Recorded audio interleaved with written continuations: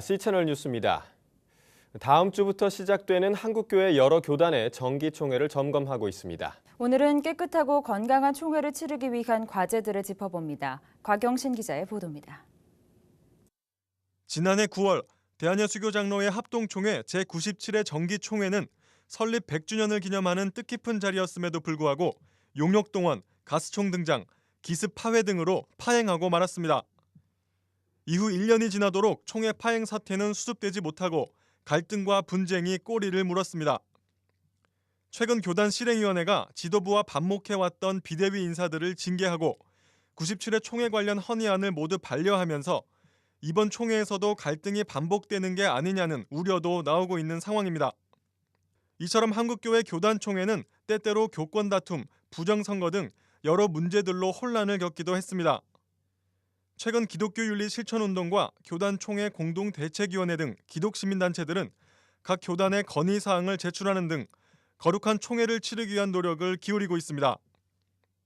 단체들은 건강한 총회를 만들기 위한 첫 번째 과제로 공명선거를 꼽고 있습니다.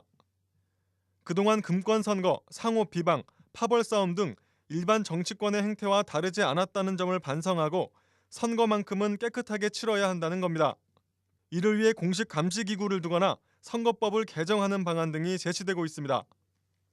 예장통합총회의 경우 지난해부터 부정선거 신고센터인 공명선거 지킴이를 운영하며 혼탁한 선거를 어느 정도 견제하는 효과를 거뒀습니다. 기훈실도 각 교단을 대상으로 부정행위를 강력히 제재하도록 하는 선거법 개정운동을 지속적으로 벌이고 있습니다. 교단마다 차이는 있지만 어느 정도 마련이 됐는데 여전히 좀 부족하다라고 생각하는 것이 실제로 이것을 어겼을 때 어떻게 처벌하겠다라는 조항이 미흡하거나 또 있더라도 이것을 강제할 수 있는 법적 규정은 여전히 미흡하다. 총회 총대 구성원의 전문성과 다양성을 높여야 한다는 지적도 있습니다. 한국교회의 다양한 관심과 과제를 중요하게 다루기 위해서는 사회 각 분야에서 전문 능력을 갖춘 인재들의 참여가 필수적이라는 겁니다. 또 교단 내에서 거의 목소리를 내지 못하고 있는 미자립교회와 여성들도 총회에 충분히 대표자를 보내야 한다는 지적도 제기되고 있습니다.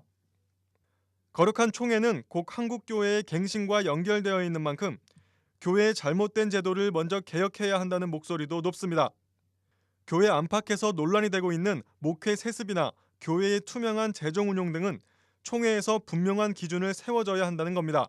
중대형 교회들의 경우에는 1년에 수십억 원 이상의 굉장히 많은 규모의 헌금들을 사용하고 있기 때문에 이런 점에서 외부 감사를 선임해서 감사를 받는 것이 의미 있다고 생각하고요.